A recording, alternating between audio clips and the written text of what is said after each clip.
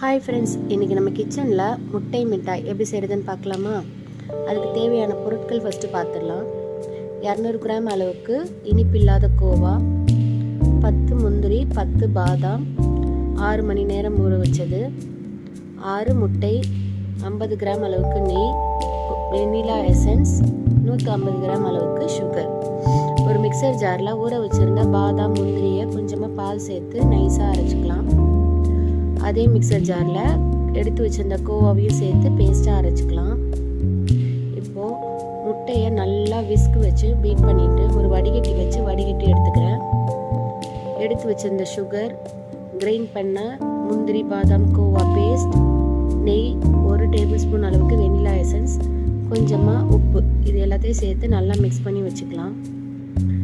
ஒரு அடிகனமான பாத்திரம் இல்லாட்டினா நான்ஸ்டிக் பேனில் சேர்த்துக்கிறேன்.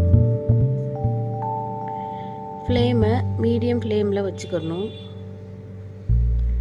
8 நிமிஷத்துக்கு அப்புறம் முட்டை வெந்து இந்த மாதிரி ஒரு கன்சிஸ்டன்சிக்கு வரும்.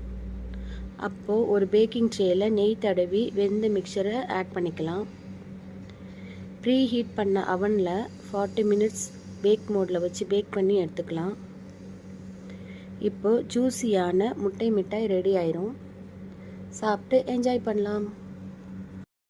இந்த வீடியோ உங்களுக்கு பிடிச்சிருந்தா லைக் பண்ணுங்க, ஷேர் பண்ணுங்க, மறக்காம சப்ஸ்கிரைப் பண்ணுங்க.